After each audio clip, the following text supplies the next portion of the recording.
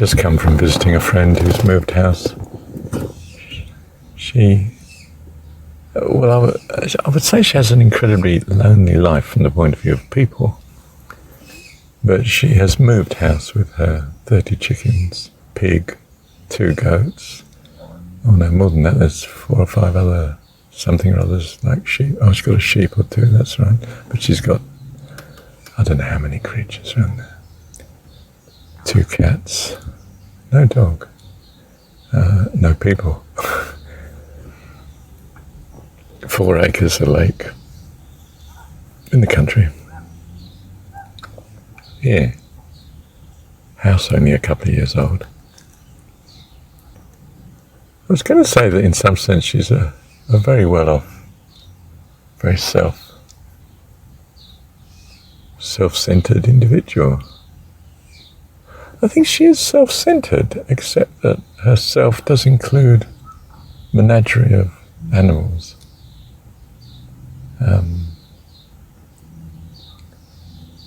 Yes. It's not that you can't be in fellowship with animals only. It's that it's very limiting in that you are so clearly,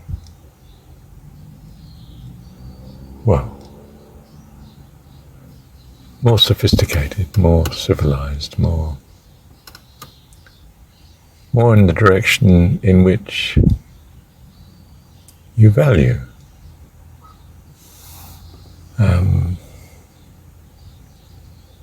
At the very least, in the sense of you would not want to live in their simplicity and lack of facilities, and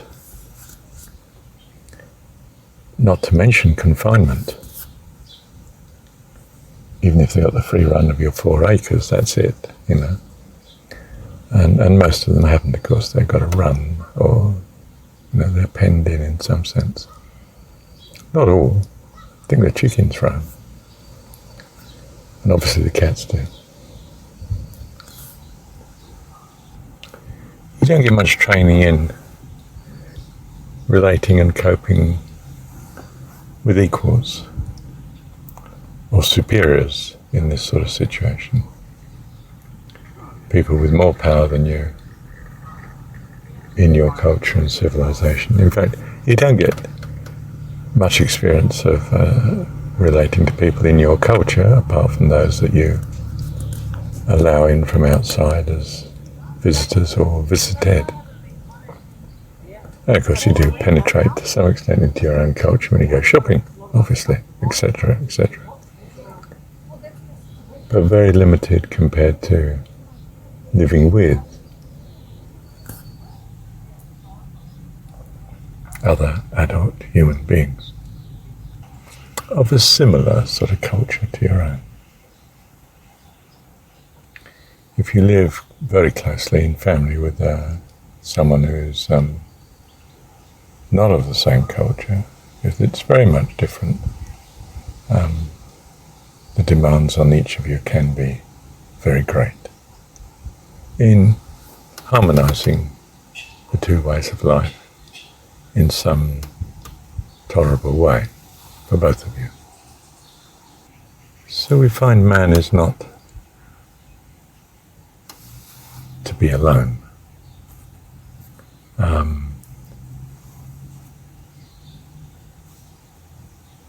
In a sense, he needs at least a good extended family, different generations, variety of views and people. Some younger, some older, etc., different skills, different contributions, a richness of human interaction is needed for what we might see as a development of the individual in the right direction. And that's what's wrong with too simplistically pursuing a meditative life of seclusion, separation from the world. The more you separate, the less you learn accepting perhaps some miraculous intervention. And even such people seem in many ways extremely strange, not quite versant in the right paths somehow. They're peculiar.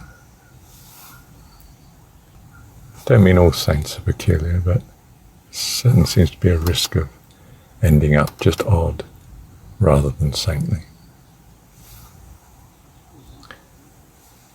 Solitary, even self-imposed solitary confinement is not a reliable way of developing your personhood. Even the nuclear family seems to be very suspect, seems to put far too many demands, at least in our cultures, on the adults to cope and do what's best from the family point of view, children and so on, and each other. And typically the number of children in the family are few, one or two, and they may just simply have a warring relationship with each other rather than a much experience of a cooperative relationship.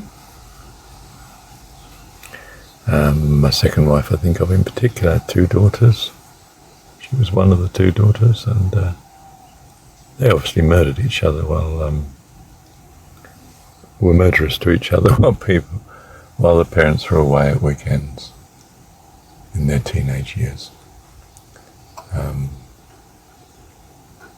They did not get on with each other at all. As adults, they do. It's rather interesting. We've come round to it. In some sense, perhaps they've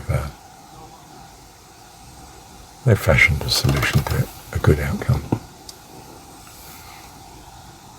It's understood that if you're in a nuclear marriage, nuclear family, where if you want the benefits of it, you need to be committed to each other. You can't invest in the future otherwise. And if you break that commitment, the costs are enormous to everybody concerned. So the argument is you should stick with it. Perhaps not in all circumstances. If one party is, quite simplistically say, physical danger to the other, then well, you have to do something about it, don't you? Should do. And yourself vis-a-vis groups and so on, whether it's churches or clubs or work environments, if you're not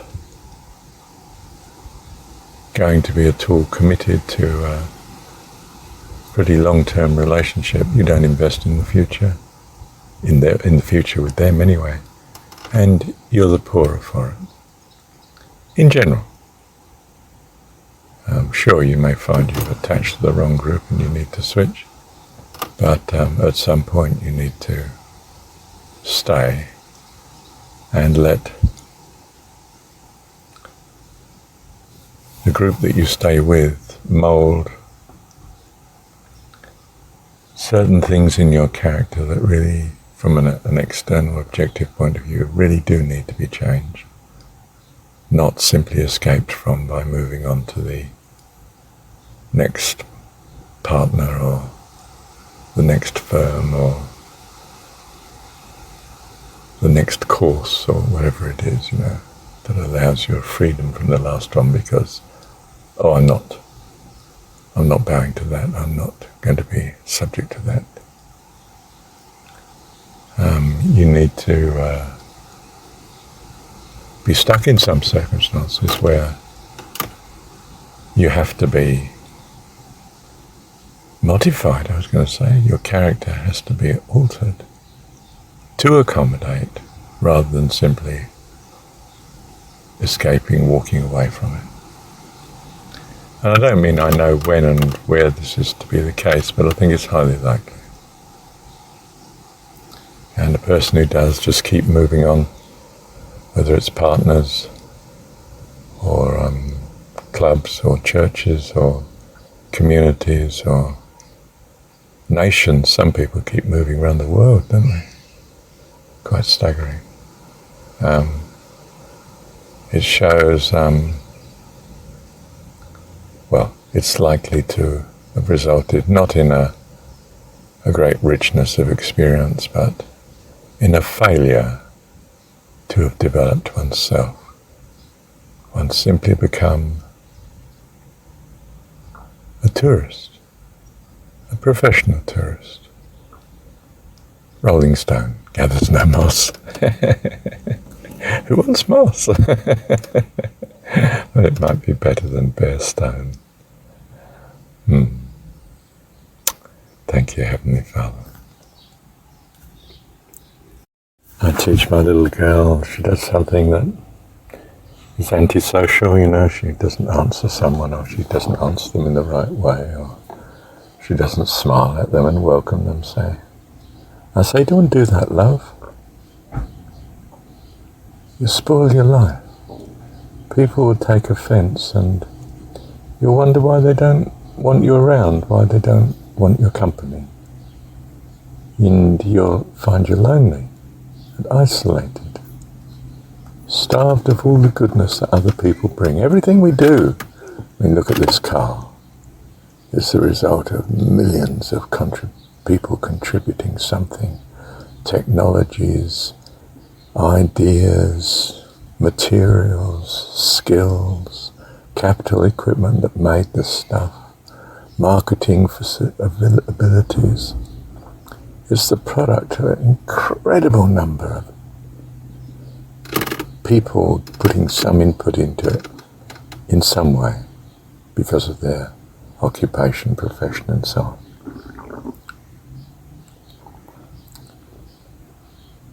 Isolation, loneliness is not in itself civilized.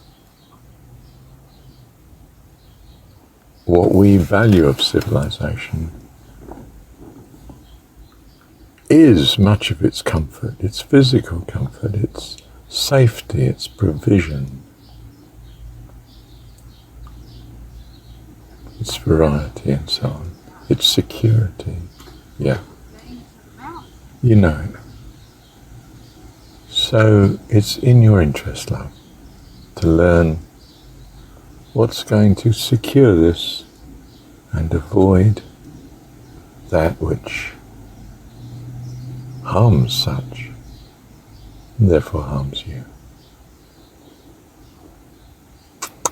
It's a bit of a long lecture, isn't it, compared to saying, don't do that, it's not right. Don't let me see it again.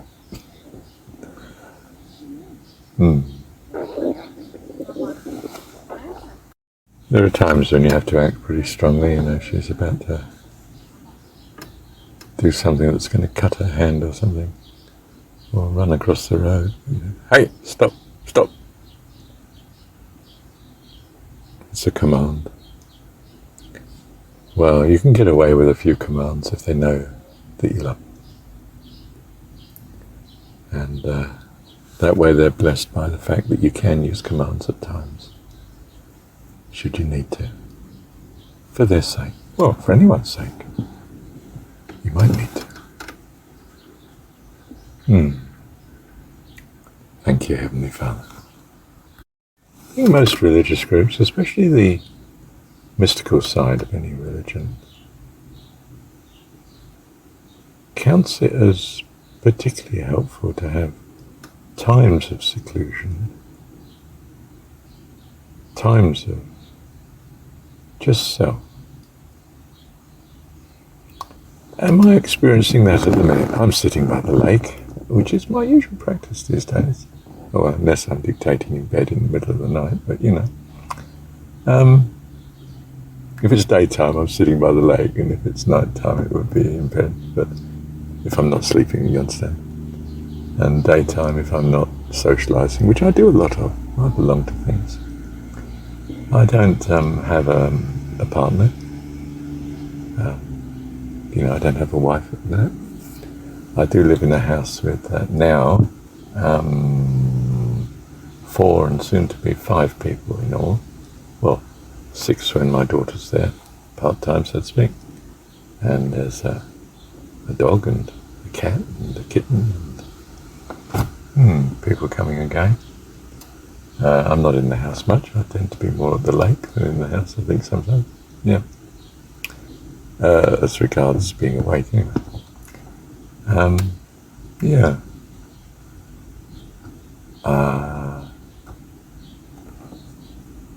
Not sure when I'm dictating like this, which is what I do a great deal, whether I'm alone or not. I'm not being corrected by others. That's major, of course. People aren't saying, hey, it's time we did so and so. Hey, that's not right. People are a great leveler, a great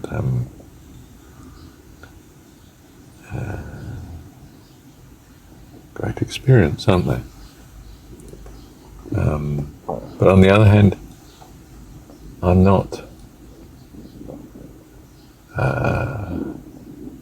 relating to the isolation as loneliness when I'm at the lake or when I'm dictating in bed. I'm relating to my concept of your company, which could be nobody at all, or could be a vast host. I wasn't thinking heavenly host, but there's a possibility too. But no, I was actually thinking of human hosts. People might listen to this through the years to come. And they might not. It might never get that far. It might never really be listened to by anyone.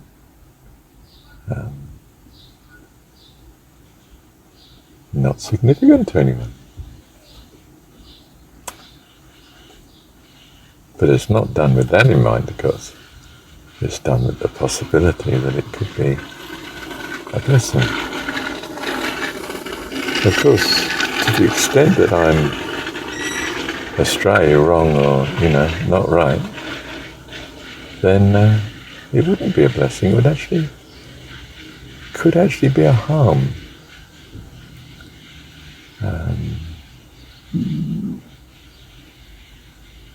And I guess I'm relying on some earnestness of intent to at least guard against such an outcome.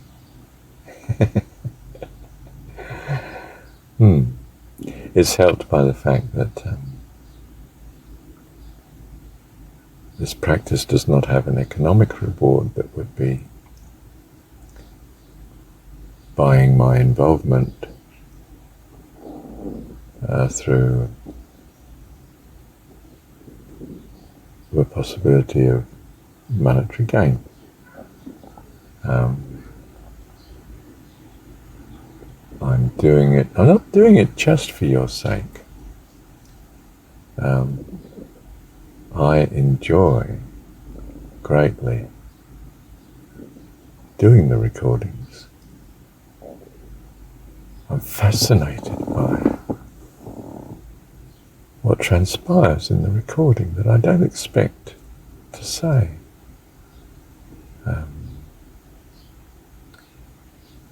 Which I choose to understand as being my Heavenly Father's help, God's help.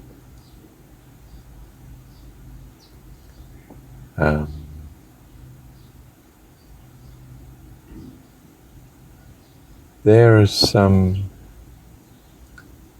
encouragement to me to continue in the practice.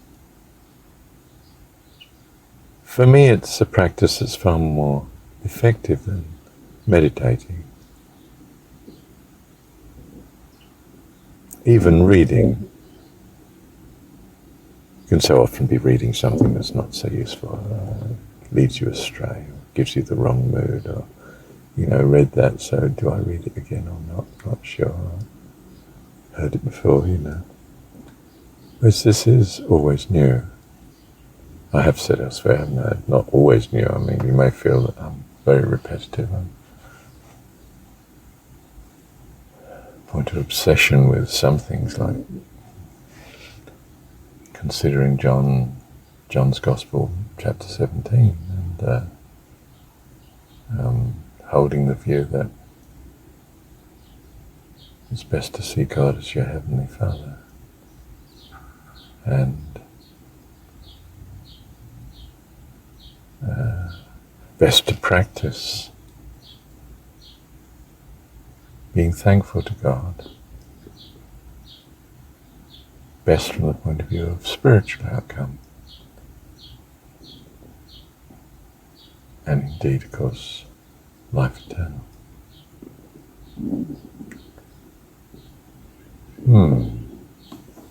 Let me pause there.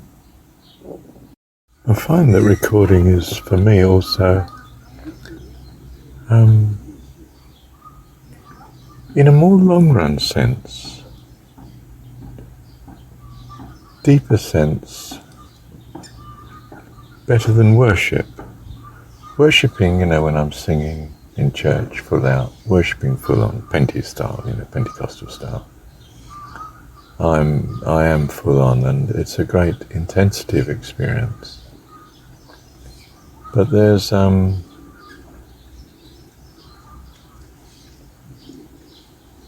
enduring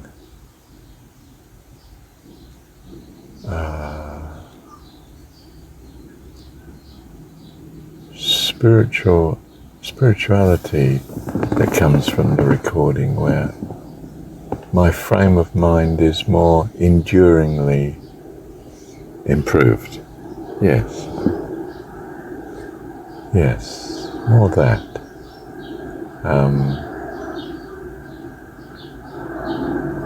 Seems to be much more profound in a more long-run sense.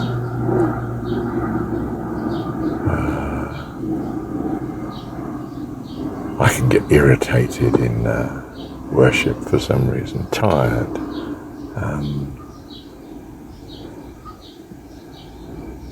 almost bored. I've sung this before, I've done this before. It's no longer a new experience. Worship is experience, in effect. Whereas recording is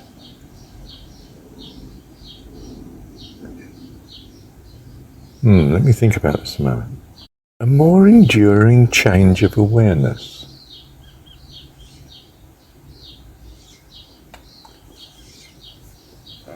It's incredibly absorbing when I'm in it, and I feel it's more of an ongoing blessing as regards one's state of mind. Spirituality in that regard. I think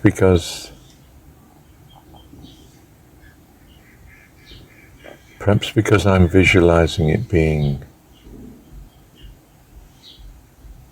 a major blessing to others, whereas worship is more of a major blessing to myself.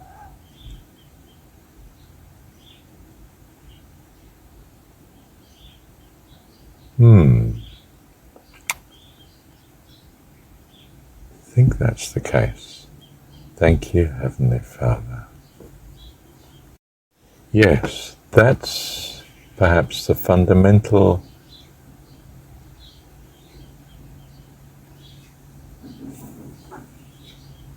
weakness or failure or possible failing of isolation, being a recluse, that the validity of the spirituality starts to become suspect because it's not benefiting others.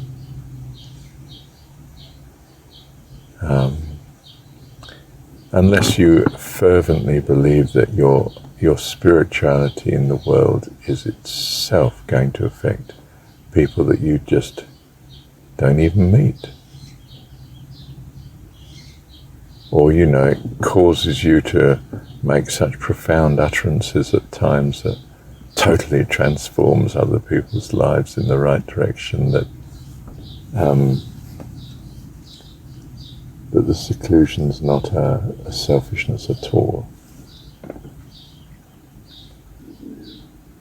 But I think the seclusion risks the frame of mind that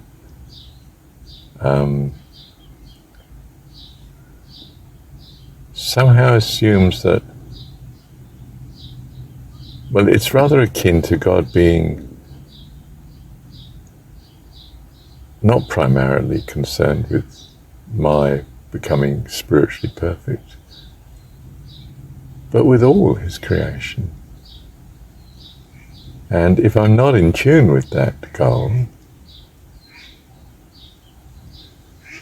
probably don't know God. In other words,